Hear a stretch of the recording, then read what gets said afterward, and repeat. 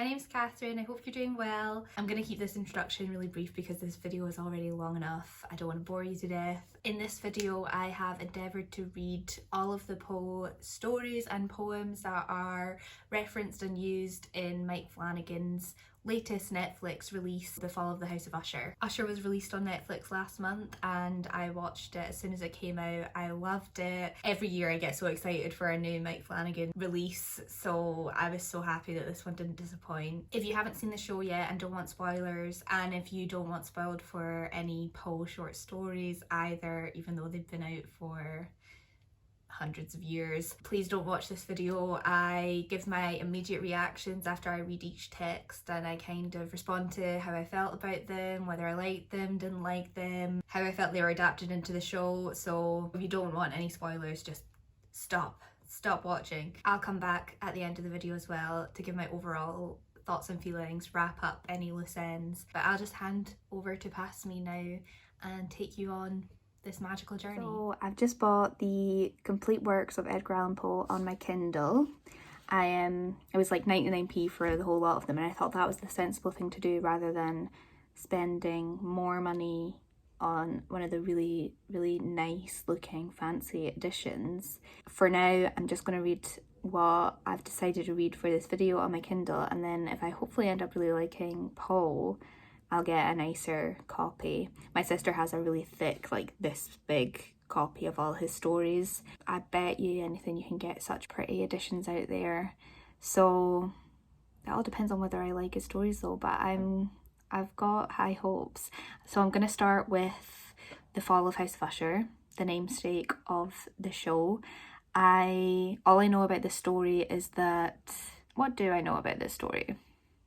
I think the premise is that a man is requested to go meet someone at this old house, which I'm assuming is the Usher house, which ties in with the ongoing plot line in the show with Roderick Usher telling the lawyer guy, God, what are all these characters' names? Should I look that up?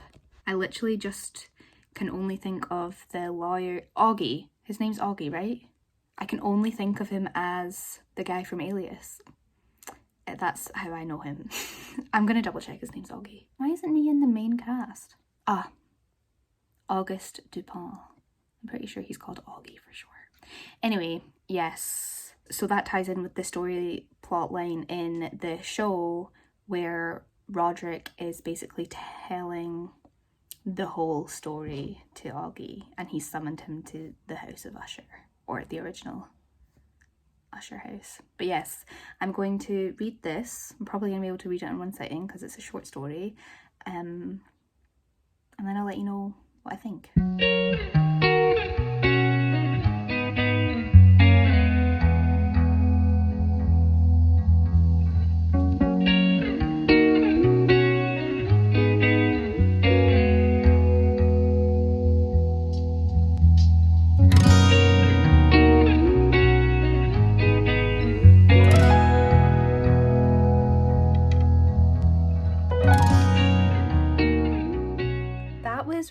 Really good. I really liked that. I loved the writing style. What struck me most about it was the descriptions of the house itself. Oh, hello, Sienna. Was the descriptions of the house itself. It felt to me that like the house in the short story, the House of Usher, was really personified and written as kind of this ghostly house, more so than it's portrayed in the TV series. You have these descriptions of our narrator, who is Augie in the show, going up to this house to visit his friend who is ill, like in the show. And as this guy is walking up to the house, you've got descriptions like the windows look like eyes, and there's a lot of emphasis on the kind of decaying of the house, it being like in a bit of a state. We have Roderick believing that the house is alive and that the vegetation surrounding the house is alive. He sings a song about it. You don't really have that in the show. The house is definitely like a very big link to their pasts and everything, but I feel like the house is less of an entity, and it's an evil entity in itself, and it's more kind of just that it's housed these evil entities and has maybe as a result fed off these, whereas in the short story I think it's the opposite. It really actually reminded me of the animated film Monster House, which is an iconic film. That film is so good, and it's really, really, truly scary. I might watch that this Halloween, actually. We've got Madeline in there as Roderick's twin sister again, and we have the whole scene of her dying and her corpse coming back to life and attacking Roderick, and then Augie flees the house. And then the house falls down, so all of that is completely the same. The whole idea of the death of Madeline and Roderick being the end of the Usher line is there. It's just not got the plot line of this deal that they made, and it's not got any children involved. I put the Fall of House of Usher soundtrack on to read in the background, and I think that quite added to the experience. But I really feel like overall this short story was used obviously as the basis for the overarching plot of the show, but I also think the short story really set the tone of the show too. Some of the characters in the show do speak poetry, and his words are used directly in the show, but I think in general the way the characters speak, the way Roderick tells the story to Augie is very, very much in the writing style that Poe wrote this short story in, and that I'm assuming will be continued throughout the other stories and poems that I'm going to read.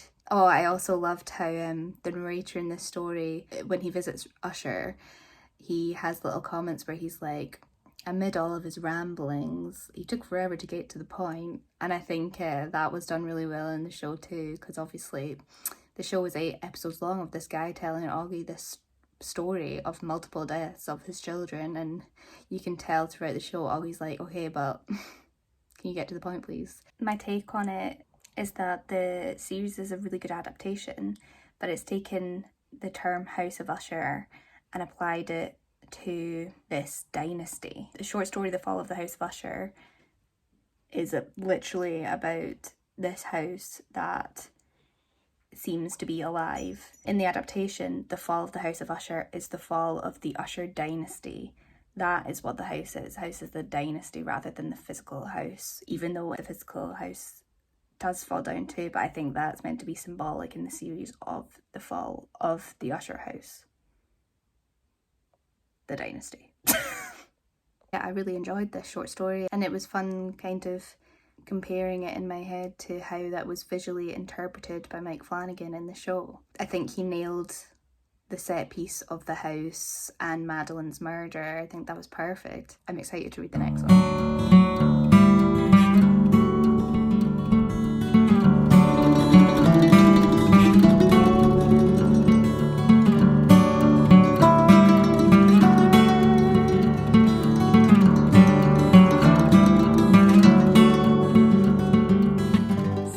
Just read The Masque of the Red Death, and again I really loved this one so much. I had no concept going into it other than obviously the episode of the TV show, and that episode of the TV show, it's episode 2, was, along with probably the Goldbug episode, my favourite because of the whole atmosphere in the party, and of course the end scene in the party, the death that happens. I think out of all the deaths, that was the most horrifying one to me. It was just so visceral and so claustrophobic and so horrific. If you've seen it, you know exactly what I'm talking about. And obviously I knew the short story wasn't going to be the same concept as what Mike Flanagan did in the show. In the story, the concept is that there's this plague running rampant called the Red Death,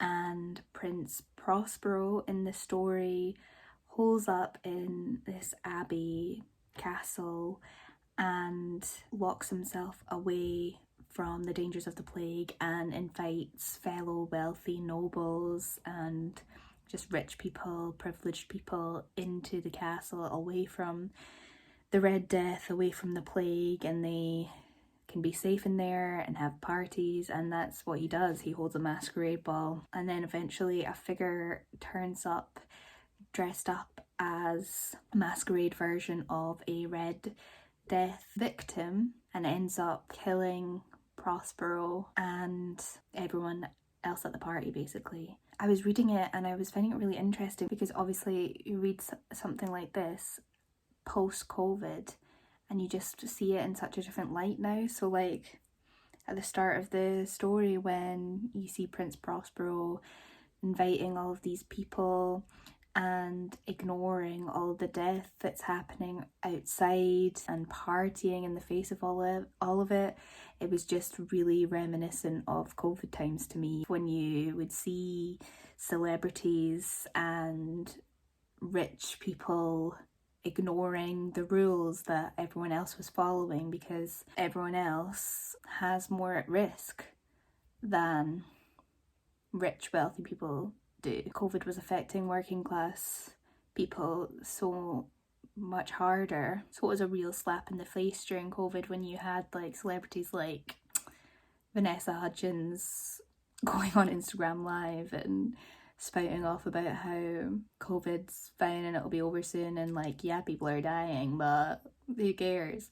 That was very much the vibe in the story. So yeah, it was very reminiscent to me of the COVID years and just celebrities and more privileged people sitting in their nice houses with all their space and everything they could want and ask for, whilst preaching to the world that we need to follow the rules and we need to keep safe and staying at home is actually really fun and don't worry about it. And then at the same time they're completely disregarding the rules and having parties. It was eerily familiar to what we've recently gone through. It's just funny how before COVID I don't think I would have picked up on that so much. I really loved Poe's writing style. It was the same in Fall of House of Usher with the descriptions of the house and everything, the descriptions of this party and the different coloured rooms he describes. These basically,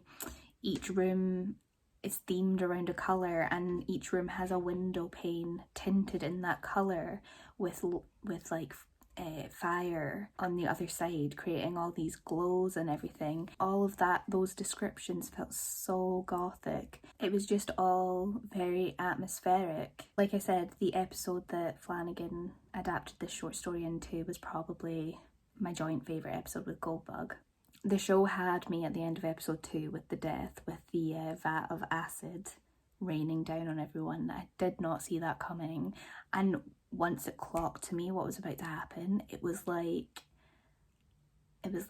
watching one of the most horrific things but not being able to look away. It was just like mesmerizing but so horrific, so grotesque.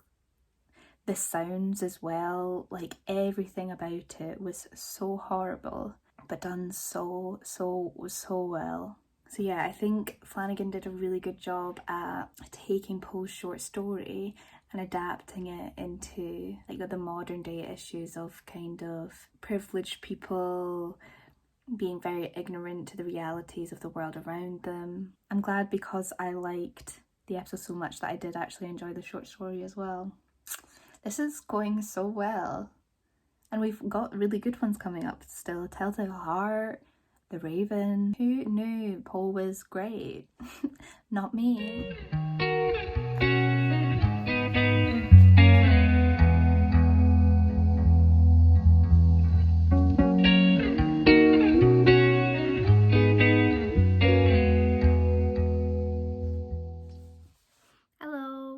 So I've just finished reading The Murders at Rue Morgue, and it has been my favourite short story that I've read so far.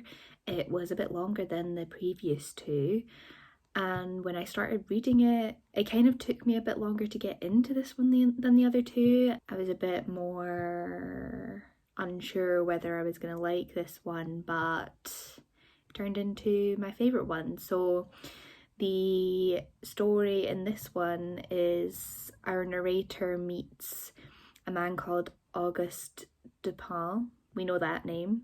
And this guy, August, is kind of like Sherlock Holmesy. He is very logical and analytical, and he likes to make deductions based off finding sequences in various events and things that occur in everyday life. And so when the murders of Rue Morgue happen, it happens to an older woman and her daughter. Quite brutally, they're murdered. The mother has her throat slit and is like, her body is mutilated, and the daughter is strangled and shoved up the chimney, and the police can't figure out any clues to lead to who murdered them, what happened. The apartment that they were in was left in an absolute state. Dupin convinces the narrator to visit the apartment to try and figure out what happened, and Dupin ends up figuring out that in an unlikely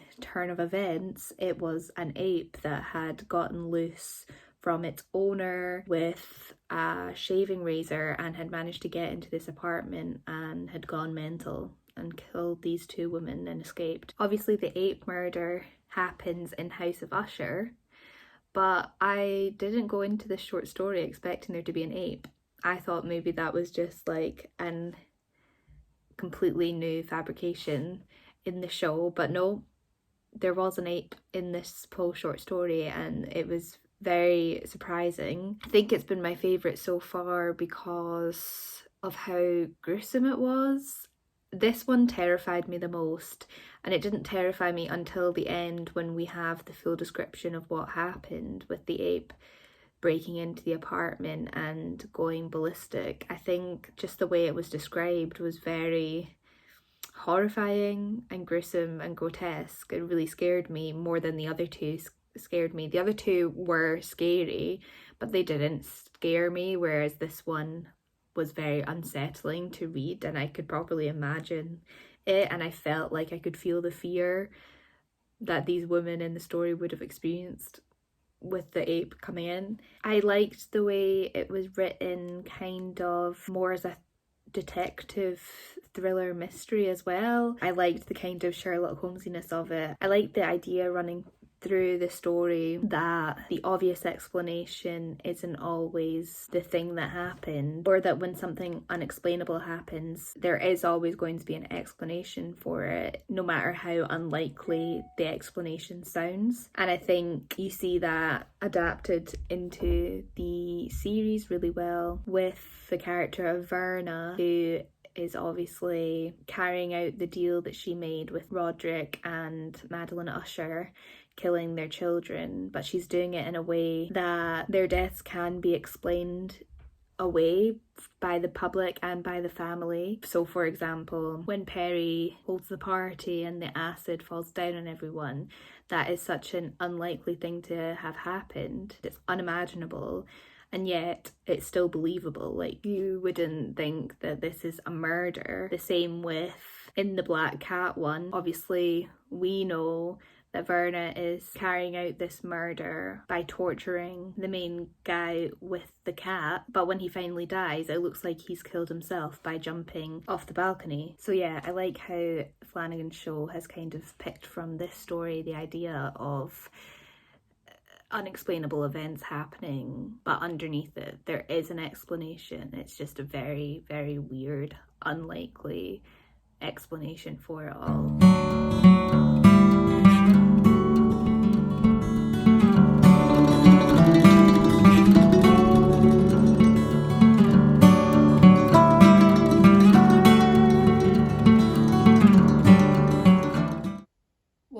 Gosh, the sun is bright today. So I just finished reading The Black Cat, and you probably saw that I had quite an audible reaction to it. It was shocking to say the least. This story follows our narrator who loves animals since he was younger, and marries a woman who also loves animals. So they have various animals, and they end up getting this black cat. And the man soon becomes an alcoholic and unhappy and quite abusive to all of his animals except this black cat, until eventually one day he does snap, and he uses a knife to take out one of the eyes of the cat. That was what I gasped at in the story. The cat survives this and keeps on living, but is obviously scared of the man now, and then the man goes even crazier and kills the cat by hanging it by a noose. Then later on he's like, I should get another cat because that makes sense. So he decides to get this other cat that's black except for a little white spot on its chest, and he thinks he's gonna take it home and love it, and he takes it home and he doesn't love it. Shocker. He manages not to abuse it though, he just tries to avoid it until one day him and his wife are going down to their basement and the cat gets in his way, so he grabs an axe, goes to kill the cat, but his wife manages to stop him and he ends up killing her instead, putting the axe straight into her head. And then he's like, what do I do with this body? Guess I'll just bury her in the walls of my house. That makes sense. But then eventually he is found out when the authorities come to investigate his missing wife, and he gets all cocky and he's like, aren't the walls amazing in this house? Aren't they just a great work of construction? And he taps the wall that he has bricked up where his wife is buried, and the cat that he had tried to kill which had gone missing, by the way, had been buried in there with his wife, and at the tap it starts wailing out and alerts the authorities to his wife's body. As Taylor Swift said, karma is a cat purring on its lap because it loves you. This story was another great story. This one shocked me the most. I also gasped when he killed his wife. I didn't get that on camera, but I just need you to know that that happened. And this is coming from someone who's not a cat person. I'm very much a dog person. In fact, I had a terrible experience with a cat. Terrible experience. I'm making it sound like it's traumas. But you know what? It was traumatic for me when I was younger. We had a cat when I was younger in our first house called Astra, and the cat was fine, like it wasn't mean to me or anything, but I just didn't vibe with it. Like it wasn't very cuddly and I wanted the cuddles because I love being loved and adored. So I hadn't bonded with this cat, and I had a bunk bed when I was younger, and one night I was asleep in my bunk bed and I had this nightmare that Astra the cat had gotten into my room and was clawing at the bunk bed trying to get up, clawing at the wood to try and get up and kill me. I wake up screaming because that's terrifying, and it's the middle of the night. I get down from my bed, open my bedroom door to go and find my mum and dad to go into their bed, and I open my bedroom door and Astra the cat is lying, sleeping in front of their bedroom door. I start screaming bloody murder, run back to my bed until someone came and got me. But yeah, that was a bit of a tangent, but that's just to prove like I'm not a cat person, but I would never abuse a cat, you know, like I stroke cats. I've cat sat for people before, like I get it, I respect them. That's the thing, I respect cats. So I hate this narrator to say the least. In terms of the adaptation in the show, I feel like this was the most accurate adaptation. We've got our main character, I forget what that character's name is, Rahul Kohli's character. He's a drug dealer and a party animal, and he starts drinking more and taking more drugs and getting angrier and angrier at this cat, his boyfriend's cat. The eyes are a bit of the show. That was my least favourite part of the show. I didn't like that. It upset me.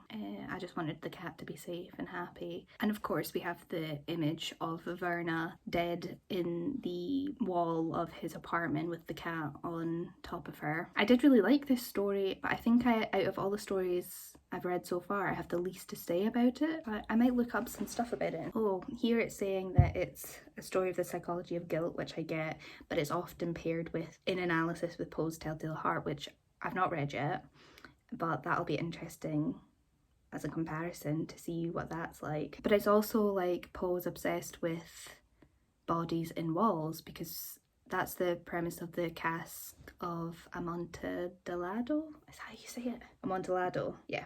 That's the premise of the story, the Cask of Amontillado. I think that's the only Poe I've read prior to this. We had to read it in university. I do remember it, but I don't remember reading it, which is a lot of things from uni actually. Interesting. I did enjoy this one too, but I just feel like I have the least to say about this one so far. It was definitely way more horror leaning than the last story we read, Murders of Rue Morgue, which I found out last night after I'd filmed my reaction to it.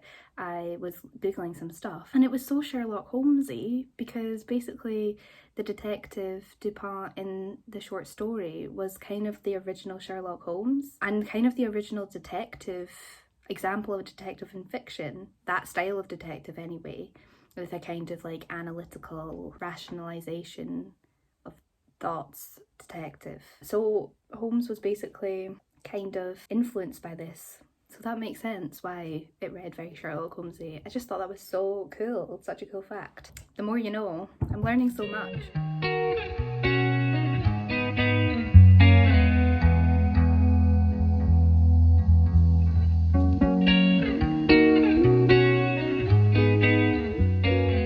Another day, another short story read. Today was A Telltale Heart, and I feel like everyone knows the story of A Telltale Heart. It's one of Paul's most iconic stories. It basically follows a man who is trying to convince the reader that he isn't mad, while he tells the story of how he killed an old man who he lived with simply because he didn't like his evil eye. He kills this man, cuts up his body and buries the parts in the floorboards of his bedroom, and when the police turn up that night after a report of a scream being heard from the house, they search the house. The man brings them into the bedroom and sits them down in kind of a show of innocence, chats with them, but as they're chatting and the police officers are convinced that everything is fine, the man starts hearing the beat of the heart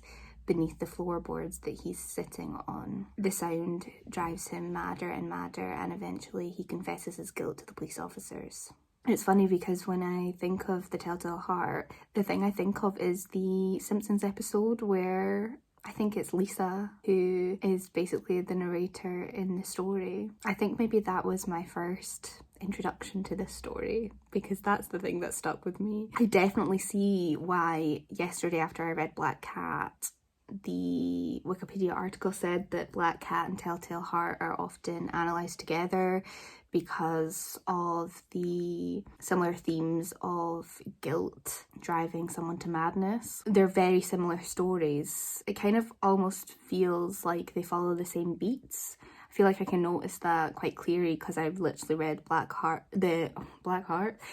Cat yesterday. We have this man who is driven mad for two separate reasons, driven to murder, buries the body of their victim in the house, and the police arrive, question them, are convinced of their innocence, but the guilt drives the narrators so mad that they pretty much end up turning themselves in. I guess the only difference is in the Black Cat, it's not so much the narrator's guilt that gets him caught, it's more his cockiness that he's going to get away with the murder. But in the Telltale Heart, it is literally the guilt that causes the man to confess. The thing that struck me most about this story reading it is it's one of the shorter stories that I've read so far, but in such a short story it packs so much in, and the main thing people think of the Telltale Heart is the heart and him hearing the heart through it, but it's not until pretty much the very end of the story that comes into play. I was waiting for it and I was like, it's so weird that this hasn't been happening so much yet. In terms of the Mike Flanagan adaptation of this story, I think the theme of guilt in the character of, is her name Victorine? The guilt of Victorine is portrayed very in line with the source material. Victorine's storyline is basically that she is under a lot of pressure from her father of trying to make this medical breakthrough, to the point where she has started lying about how far along she is in her research and medical trials. She's saying she's ready to perform on humans, but it is not safe enough to do that yet. But the way she is portrayed is that it's like she's almost almost convincing herself that it is true and it is going to be fine. It's her girlfriend who is the one who's going to be performing the surgery on the woman, and when she finds out that Victorine has put a woman forward for this trial, she is so angry. She's like, I'm not doing that, it's not ready. Victorine ends up accidentally killing her, and that's where the Telltale Heart story comes in. She keeps hearing the heartbeat of her girlfriend wherever she goes, but she's like so far deep in her madness that she's like convincing herself that what she didn't actually happen. She's convincing herself that her girlfriend is still alive. She's phoning her. It's not until the end of the episode that we see that she did kill her girlfriend, and she in fact attached the heart medical device to her girlfriend in order to prove that it would work on a human, but her girlfriend is dead with this heart in her chest beating, and Victorine's dad, Roderick Usher, finds this and basically witnesses Victorine talking to her girlfriend as if she's still alive, showing Roderick how the machine is working and that it's ready to go. And at the end of the episode, through her madness and convictions, she ends up killing herself. I think obviously the Telltale Heart has been adapted countless times, most notably in The Simpsons, and when something's adapted so many times it's maybe quite difficult to put a new spin on it, but because the overall arching story of the show is incorporating so many different Poe stories, Flanagan manages to bring new life to the story because it's kind of connected to the various other plot lines that are continuing into the show. I don't think this was my favourite short story that I've read so far, and likewise I don't think it was in my favourite episodes of the show either. I don't know if it's because the story is so well known that I kind of went into it with a lot of expectations, or in the case of the show, if it was because it's kind of a middle of the show episode, so it's kind of at the point just before things start really kicking off. But I am still enjoying reading Poe. It's still a good short story, an iconic one. What's next? Oh, it's Goldbug next. That's exciting. I loved the Goldbug episode. I thought the character of Tamerlane was so fun to watch. I think she was the character in the show that I found the most interesting to watch, certainly out of the children anyway.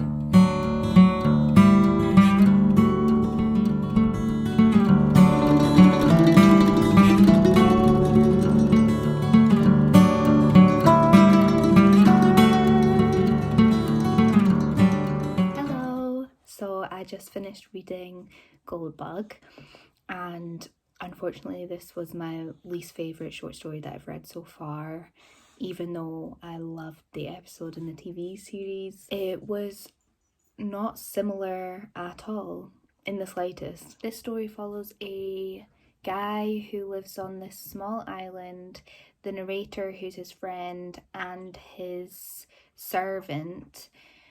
The guy finds... Ooh. Sienna's making so much noise. The guy ends up finding this gold bug one day, and this discovery ends up sending him on this treasure hunt. Basically, he believes he's going to be able to find some treasure from a pirate. He brings his friend and servant along, and they end up finding the treasure. And that's pretty much it. There's not really any horror, there's not any gothic. I suppose it was quite similar to Murders of Rue Morgue in the sense that it was very detective-y. It focused a lot on the mystery of what was happening. The guy doesn't tell the narrator what's going on until the very end of the story after they found the treasure, and then he goes back over everything that led up to the events and explains how he figured out that there was treasure buried under this tree from a pirate. So, like Murders of Rue Morgue, it was very Sherlock Holmesy. But unlike Murders of Rue Morgue, there wasn't any murder to solve. There wasn't anything grotesque. There wasn't anything gruesome. There wasn't anything that interesting about it, in my opinion. The characterization of the servant was also very racist. Unfortunately, that's not a shock from a writer of that time, but it's still like detracted reading it for me. And yeah, I'm just disappointed because I really liked the Goldbug episode, but its namesake short story equivalent just didn't live up to it for me. I couldn't really find any links between the two apart from Tamerlane's brand being called Goldbug. What I loved about the episode Goldbug was the whole idea of Tamerlane losing time when she's like falling asleep throughout the episode and wakes up and something's already done and she hadn't remembered doing it. I also love the idea of her having a double, which is really prominent in the episode. It's the main horror aspect about it, and the whole sequence with the mirrors was one of my favourite deaths in the show. I thought that was incredible, incredibly shot, incredibly done. But yeah, none of that was really present in the short story. I'm sure that aspects were taken from other short stories, but for this video I've just been reading the short stories that are directly named in the series just because I'm sure there's tons of references from multiple Poe stories littered throughout, and I don't have time right now to read all of Poe's work for one YouTube video.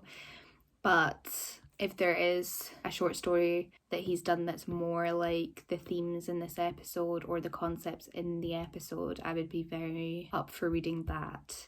I don't think I'll ever revisit this one again. I think I can see maybe when it came out it being very popular, and I think this short story influenced Robert Louis Stevenson's Treasure Island, so it was obviously very influential. But looking at it now, I just think it was far-fetched but also too simple at the same time. Murders of Rue Morgue was far-fetched but much more interesting to me. I think that's the difference. This one was far-fetched but ultimately just boring as well. I can't enjoy all of them, can I? That would be asking a lot. But what's next? The Pit and the Pendulum. Hopefully that one's good. I think that one will be good.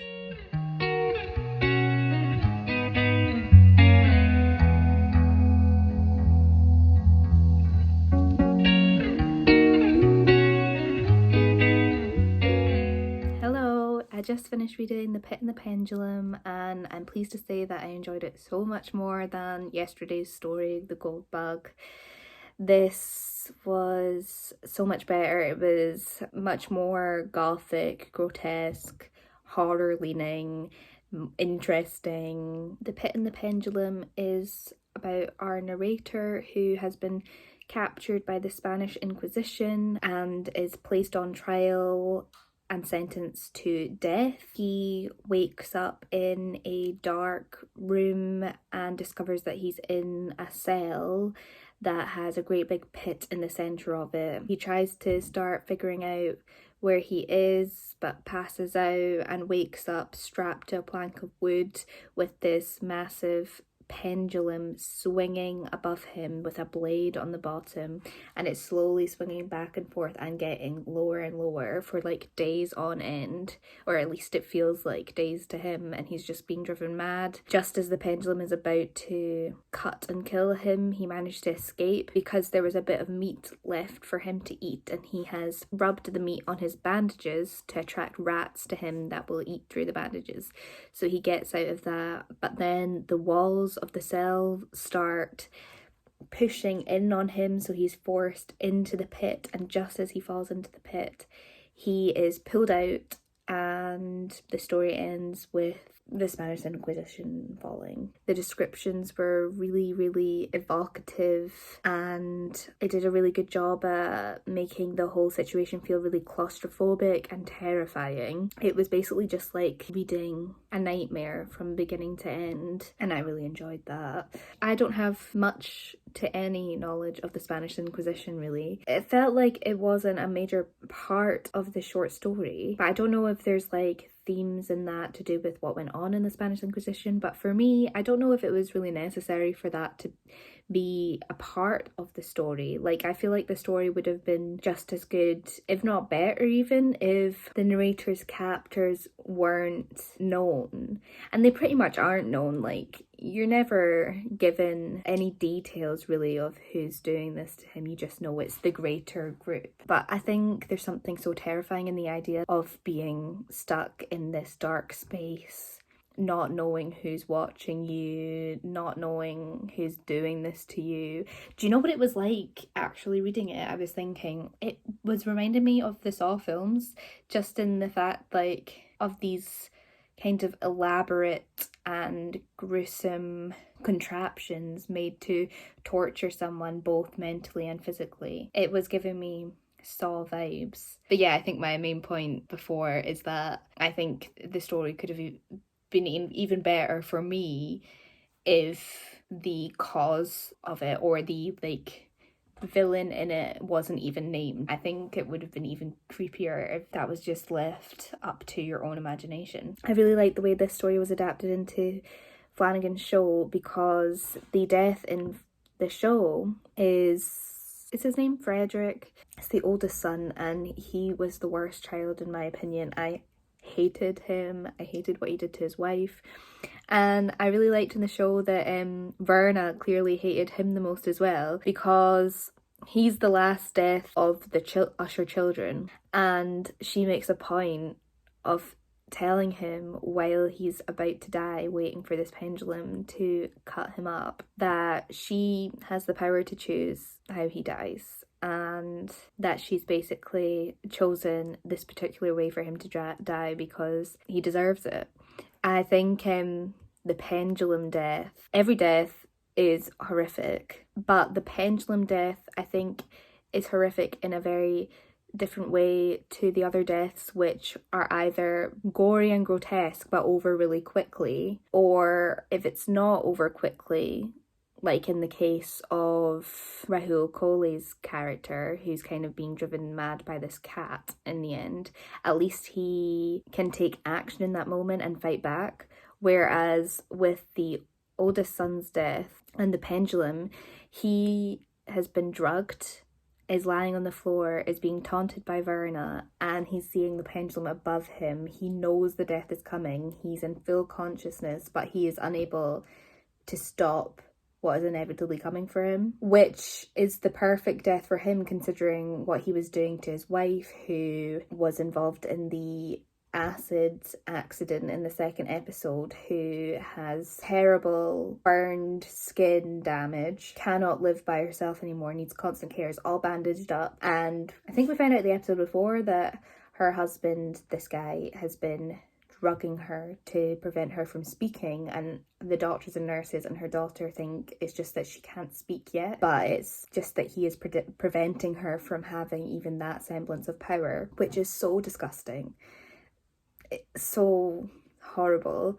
So this was the perfect death for him, because he is experiencing what he did to his wife by Verna drugging him and him seeing this inevitable death coming for him. It's just twisted and great. Tomorrow is Cask of Amontillado, and this will be my only reread for this video and of Poe in general. I remember the story, but I don't really remember reading it or if I enjoyed it or not.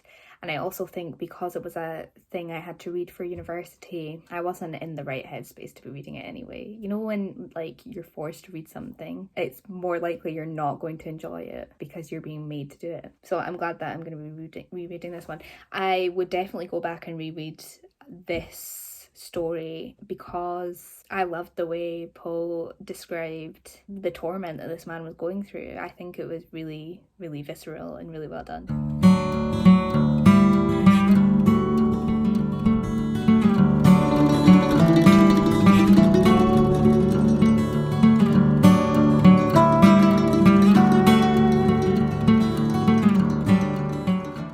So I've just read the Cask of Amontillado and I've gone to my bedroom to give my thoughts because Sienna's having her lunch downstairs, and I don't think we need that sort of ASMR background noise while I talk about this short story. The Cask of Amontillado is from the perspective of our murderer, who is luring a man called Fortunato down into the catacombs with the promise of trying a very fine wine, Amontillado. Fortunato prides himself on being a wine connoisseur, so he kind of thinks it's his idea to go down to the catacombs because he wants to make sure that his friend has purchased an authentic wine. However, once they get down to the catacombs, his friend chains him into a crevice in the walls and begins to rebuild the wall around him so that he becomes trapped with the rest of the dead. I loved this short story so much.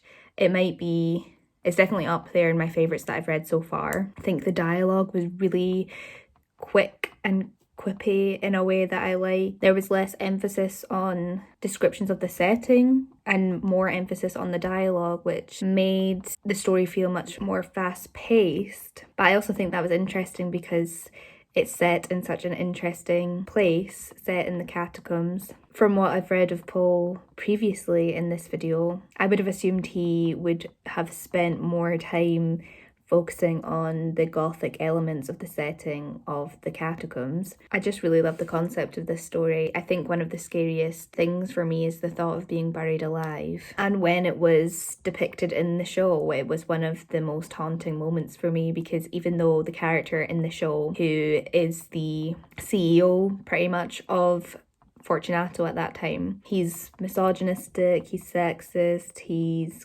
greedy, you're not meant to like him, and yet the terror in his eyes at being slowly holed up by the two Usher siblings, you did really feel scared for him.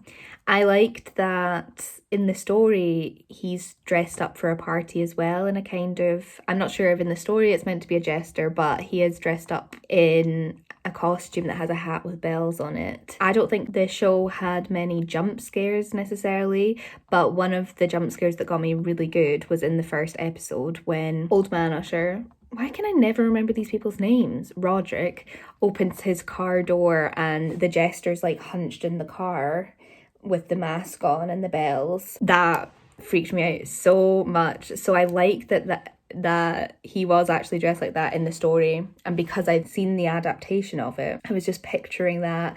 And in the short story, like, Poe keeps making reference to the sound of the ringing of the bells on his head as he's getting holed up in this makeshift coffin. I do think this might be my favourite one. I think it balanced for me the right amount of gothicness with some really fun, fast-paced dialogue. Obviously, I've mentioned before that I have read this one before, but I do not remember reading it before. I think I took none of it in. So I'm so glad I've read it again now.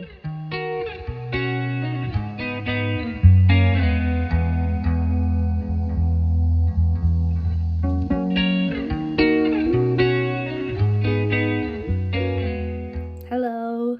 I've just read The Raven, the last Poe I'm going to read for this video, and it was a poem.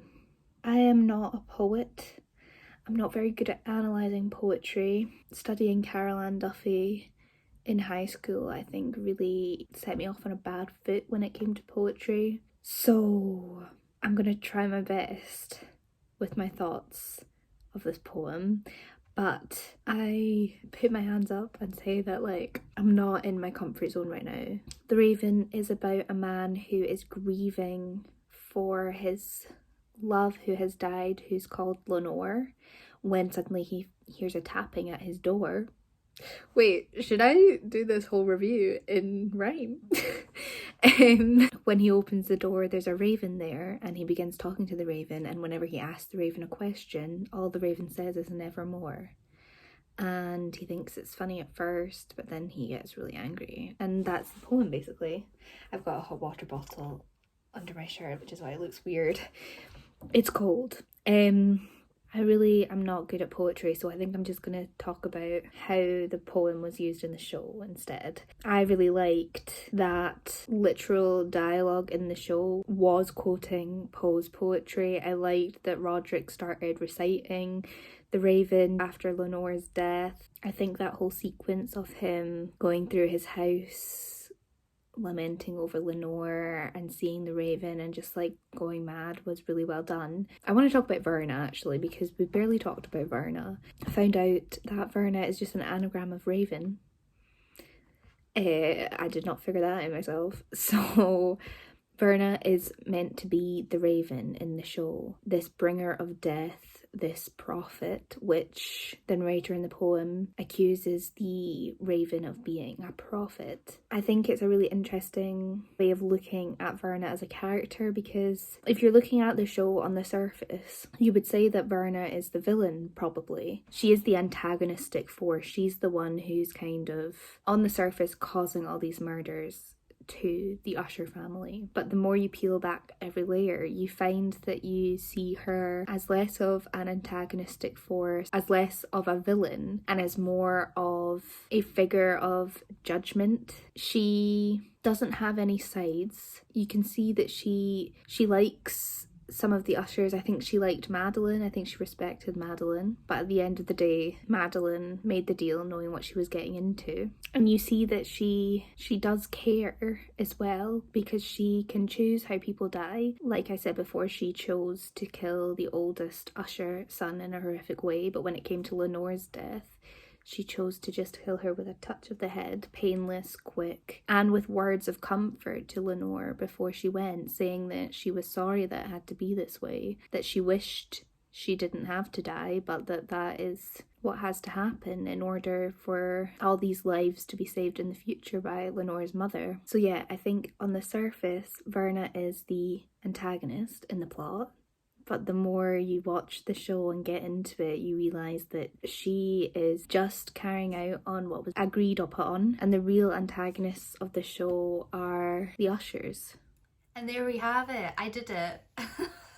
I had so much fun making this video, and I ended up really enjoying Paul so much, as you could probably tell from my reactions. I loved his writing style, particularly his descriptions of setting and how he grounds his stories in a real gothic place and uses a really gothic tone and voice throughout his stories. I also learned so much that I didn't think I was going to learn. Like, we all know Poe as the OG goth, basically, but I had no clue going into it that he had written stories and created characters that had such an influence on the likes of Sherlock Holmes and Treasure Island. When we think of Poe, we think of horror, but I think it's so interesting that he kind of kick-started detective fiction, essentially. Standout texts for me were definitely The Masque of the Red Death. I really loved the descriptions in this text, particularly of the coloured windows. I feel like whilst reading it, it was like watching a German expressionist film, like in the sense that the setting is so exaggerated and shadowy and colourful. And I like that the themes of it made me reflect on our recent shared experience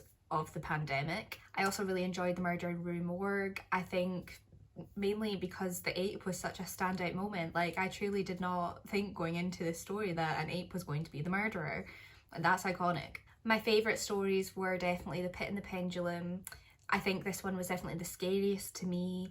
I loved the kind of psychological horror vibe it had going through it, with this character being tormented by his invisible captors. And my other favourite was definitely the Cask of Amontillado. I love the concept on it, and I love the quippy dialogue. I like how Poe kind of mixed in some humour with the horror. The only story that was a bit of a flop for me was the Goldbug, which was disappointing, but I can appreciate that it was very influential for its time because it influenced Robert Louis Stevenson's Treasure Island. That was really cool. But overall, this has been such a success, and I'm so pleased that I went ahead and did this.